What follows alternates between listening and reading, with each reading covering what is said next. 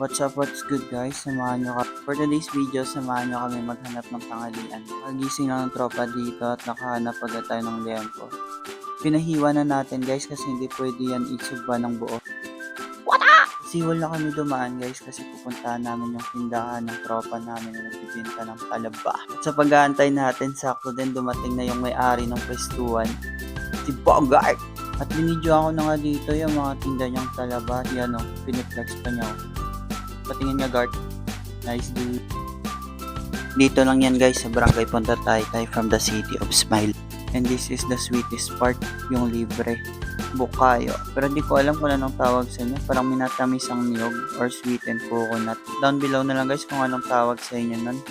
Bumili na rin kami dito ng suka ni Bogart guys. At ito pala yung dalampasigan na palagi namin tinatambayan guys kapag hapon na kasi maganda yung sunset dito minsan. At kung mabot na kayo sa part na to, thank you so much guys. Please don't forget to like and follow my page and comment down below kung taga saan kayo para malaman din natin kung saan umabot yung video natin. At this video kakatapos namin kumain guys. Busog na naman yung tropa.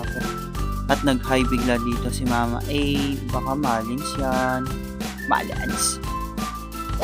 Sa part na to guys, bagong ligo ako. Punta ako dun sa legendary spot. Susunod tayo sa kuya at pinsan ko dun. BMX pala gamit ko dito na bike guys. So nakikita na natin sila sa dulo. Naka flip flops lang tayo kaya di tayo maglalaro. Matatagpuan sa Manresa Retreat House yung legendary spot guys. Warm up na para umuwi.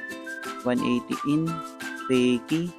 180 out half cab pa naman kinakalawang guys. Sinubukan na din ng pinsan ko yung mga tricks niya sa BMX at magkasabayan lang pala sila ng kuya ko guys sa pag-start ng BMX. At flatland pala tong laruan ng BMX ng pinsan ko. Tignan nyo naman, hang 5 at sa kuya ko pala street naman yung sa kanya. At nauna nga silang umuwi, ako nagpaiwan pumunta dito sa Dalampasigan. Ini-enjoy ko dito yung sunset habang iniisip na sinayang ko na naman ang 2 minuto ng buhay nyo. See ya to my next video.